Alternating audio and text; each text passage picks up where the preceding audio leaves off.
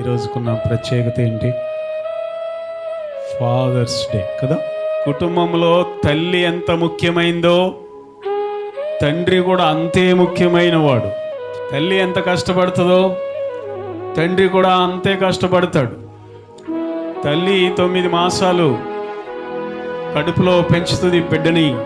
తండ్రి అయితే జీవితకాలం అంతా తన భుజాల మీద మోస్తాడు పిల్లల్ని. తండ్రి జీవితకాలం అంతా తన భుజాల మీద మోస్తాడు. పగలనక రాత్రనక కష్టపడతాడు. ఎండైనా వర్షమైనా చలైనా మంచైనా తడిచిపోతాడు, ఎండకు ఎండిపోతాడు. రక్తాన్ని చెమటగా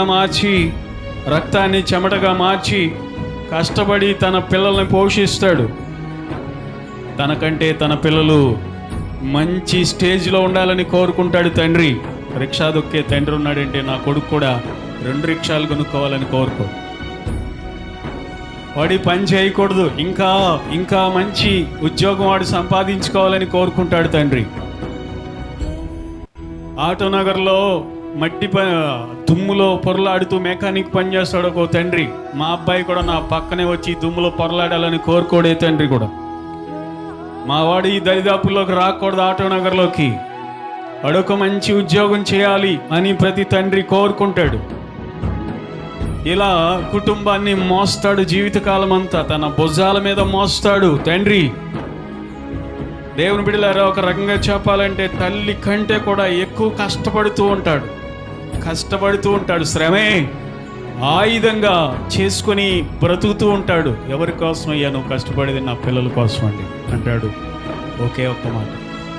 దేవుని బిడ్డలారా, ఒక తండ్రి బాధ్యత ఏంటి అంటే బైబిల్ చెప్పేది ఏంటంటే దేవుడు నీకు ఇచ్చిన పిల్లల కొరకు నువ్వు కష్టపడాలి, కాదనట్లేదు. సంపాదించుకొని తేవాలి ఇంటికి, కాదనట్లేదు. రెక్కలు ముక్కలు చేసుకొని నీ రక్తాన్ని చెమటగా మార్చి పిల్లలకి తేవాలంట నువ్వు సంపాదన, కాదంటలేదు. అదే సమయంలో నీ పిల్లలకు ఉపదేశం చేస్తూ ఉండాలి. You must spend your time with your children. ఉపదేశం చేయి వాళ్ళకి.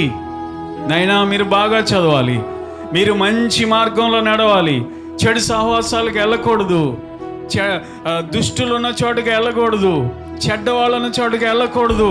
మీరు మంచి మార్గంలో నడవాలి అని చెప్పి నువ్వేం చేయాలంటే నీ పిల్లలకు ఉపదేశం చేయాలంట. You must teach your children. పిల్లలకి బోధించు.